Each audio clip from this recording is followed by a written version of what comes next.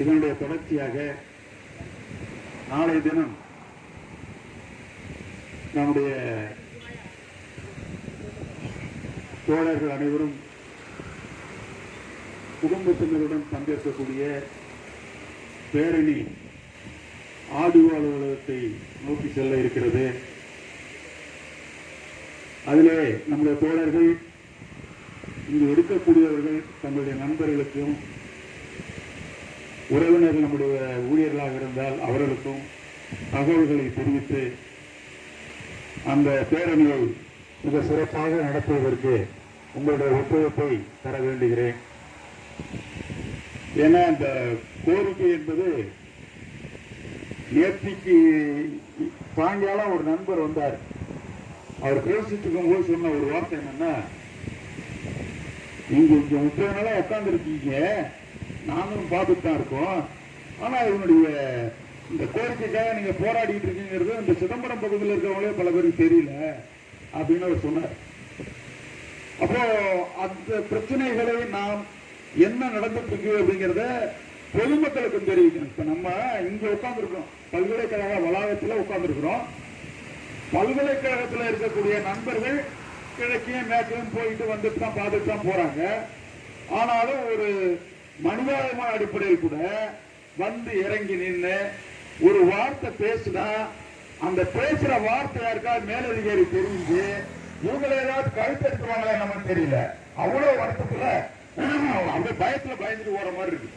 ஒண்ணும் இல்லை, எல்லாம் ஒரு மனிதாபிமானத்துல வந்து என்ன தொடர்பில்லாத போராட்டம் எடுத்தா கூட அந்த இடத்துக்கு நம்ம போய் ஆதரவு கொடுக்க வேண்டியது மனிதாபிமான அடிப்படையில் உள்ளது. நம்ம கூட போராடிட்டு இருக்கிற தோழர்கள் நமக்காக போராடிட்டு இருக்காங்கன்னு தெரிஞ்சும் வரமாட்டேங்கிறாங்க. அதனுடைய விளைவு அது அவங்களுடைய அனுபவிப்பாங்க, அது ஒன்றும் பிரச்சனை இல்லை. ஆனால் நம்முடைய பொதுமக்களுக்கு நாம் சொல்ல வேண்டியது நம்முடைய கடமை. அந்த அடிப்படையில் நாளைக்கு நாம் பேரணியாக செல்கின்ற பொழுது ஒரு மிகப்பெரிய பேரணி செல்கிறது அப்படிங்கிறது பொதுமக்கள் மத்தியில் ஒரு கவனத்தை ஈர்க்கும். அந்த கவனத்தை ஈர்க்கப்பட்டால் நிச்சயமாக அது 4 பேருக்கு பேசும் பொருளாகும்.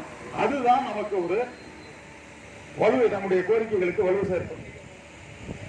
காலையில 10 மணிக்கு நம்ம துவக்கிறதா இருக்கும். காலையில 10 மணிக்கு பேரணி துவங்குவதாக இருக்கிறது. ஆமா, அதுக்கு வேண்டிய ஏற்பாடுகளை நம்முடைய தோழர்கள் ஒவ்வொருவரும் முயற்சி செய்து கொண்டு வர வேண்டும். நம்முடைய தோழர்களை அழைத்து வரணும். அடுத்தது இன்னொரு முக்கியமான விஷயம், நம்முடைய தோழர்கள் நாளைக்கு அயப்படி தோழர்கள் வந்துருவாங்க. அவங்க நாளைக்கு லீவு அவங்களுக்கு, அதனால அவங்க வந்துருவாங்க. அவங்களும் குடும்பத்தோடு வருவதற்கு தான் நம்ம கேட்டிருக்கோம். அவங்களுடைய தோழர்களும் வருவாங்க, அந்த தோழரும் வருவாங்க. அப்போ நீங்க இந்த பிரச்சனைகளுடைய தன்மை உணர்ந்தவர்கள் யாராக இருந்தாலும் அவங்க இங்க பணியாற்றவங்க கூட நாளைக்கு வரட்டும், அதுக்கு வேணாம்னு சொல்லல. வந்தால் அவர்களையும் அழைத்து கொண்டு நம்ம போறதா இருக்கோம். நம்ம கோரிக்கை கொடுக்கிறோம். இதற்கிடையில் ஒரு நல்ல செய்திகள் நமக்கு கிடைத்துக் கொண்டிருக்கிறது. இன்னும் உறுதிப்படுத்தப்படாத தகவல்கள் என்னன்னா, இவர்கள் கோரிக்கையை வைத்து பேச்சுவார்த்தைக்கு விரைவிலே அவனை அழைக்கணும் அப்படிங்கிற மாதிரி ஒரு தகவல் நேற்று இரவு நமக்கு கிடைச்சது. அது விரைவிலே கிடைப்பதற்கு வாய்ப்பு இருக்கிறது. ஏன்னா நமக்கு ஒவ்வொரு நாளும் ஒவ்வொரு தகவல் நமக்கு கிடைக்கக்கூடிய ஆதரவை அடிப்படையில் நம்முடைய மரியாதைக்குரிய பாராளுமன்ற உறுப்பினர் சிதம்பரம் பாராளுமன்ற உறுப்பினர் எழுச்சி தமிழர் அவர்கள் இங்கே நம்முடைய மேடைக்கு ஆதரவு கொடுத்ததிலிருந்து அந்த ஒவ்வொரு நிமிடமும் அதற்கு வலு ஏறிக்கொண்டே இருக்கிறது நம்முடைய கோரிக்கைகளுக்கு. அதுபோல மற்ற பிற துறைகளில் இருக்கக்கூடியவர்களும் நம்முடைய கோரிக்கைகளுக்காக குரல் கொடுத்துக் கொண்டிருக்கிறார்கள். அரசுக்கு சில நெருக்கடி கொடுத்துக் கொண்டிருக்கிற காரணத்தினாலும் இது விரைவாக நடைபெறுவதற்கு வாய்ப்பு இருக்கிறது. நம்முடைய மரியாதைக்குரிய நம்முடைய மாவட்ட அமைச்சர் வேங்கையன் மைந்தன் MRK பன்னீர்செல்வம் அவர்கள் நமக்கு ஆதரவு அளிப்பதாக நாம் கேள்விப்படுகிறோம். அதை உறுதிப்படுத்தும் விதமாக நாளைக்கு முடிந்தால் நாளையே கூட நாம் சென்று அவரை பார்ப்பதற்கு வாய்ப்பு இருந்தால் அவரிடம் கேட்டுக்கொண்டு, அவர் இப்போ சென்னையில் இருப்பதாக தகவல் இருக்கிறது. அவர்கள் நாளைக்கு வந்துட்டாங்கன்னு சொன்னா அவங்கள வச்சு நம்ம நேரடியாக நாம் அவங்களையும் போய் பார்த்து, முதல்ல ஒரு தடவை பார்த்துருக்கோம், இன்னொரு தடவை நம்ம போய் பார்த்து அவங்கள்ட்ட அவங்களுடைய ஆதரவை கேட்போம். விரைவிலே அதற்கு ஒரு நல்ல விடியல் கிடைக்கும் என்று நாம் எதிர்பார்க்கிறோம். நம்முடைய மாண்புமை முதலமைச்சர் அவர்களுடைய கவனத்திற்கு இது செல்வதற்காக எத்தனை முயற்சிகளும் மேற்கொண்டுகிட்டே இருக்கோம். அதனுடைய விளைவாக ஒவ்வொரு நாளும் ஒவ்வொரு 10% வச்சுங்களேன், நம்முடைய வலிமை கோரிக்கைகளுடைய வலிமை ஏறிக்கொண்டே இருக்கிறது. அது விரைவாக நல்லபடியாக முடிவதற்கும் வேண்டும் என்பது உங்கள் ஒவ்வொருடைய மனதிலிருந்து எழக்கூடிய ஆவல் தான் நிச்சயமாக அந்த கோரிக்கையை வென்றெடுக்க உதவி செய்யும். ஆகவே நம்முடைய கோரிக்கைகள் வெற்றி பெற வேண்டும் என்று ஒவ்வொருவரும் மனசார வேண்டுங்க.